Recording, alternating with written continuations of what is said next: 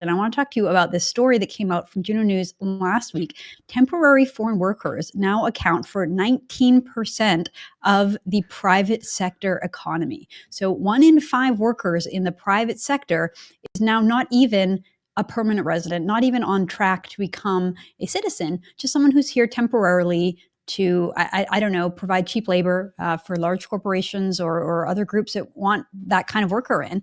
And I mean, it's just totally wild that is the priority. That is the way that we are organizing our economy. What did you make of this story?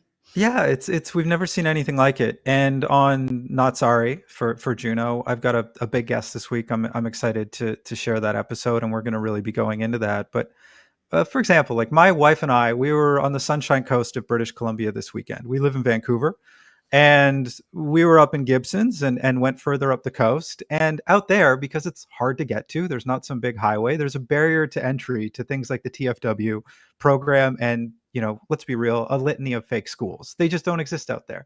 And so you actually saw local kids, local 20 somethings, local 30 somethings working in the jobs that they've always been able to work in before.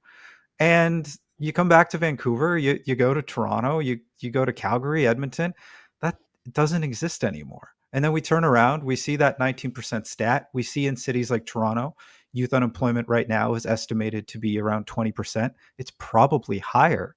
And we're failing to launch these kids. They're at risk of not getting that foot in the door, not getting these sort of seminal experiences that they need to develop confidence, to be part of a team, to break out of the bubble, to especially with the rise of technology and the fight for every second of their attention span. It's like they need to be out there and they need to be working.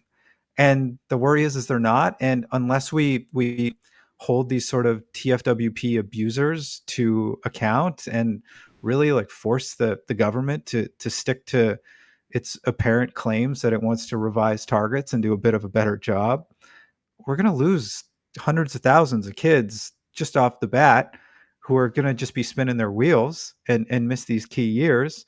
And then we're going to turn around and wonder why we have even more problems. And then the only solution to that for these companies, and if it's a liberal government, will be like, well, then let's bring in even more temporary foreign workers. It's like, it's a vicious cycle.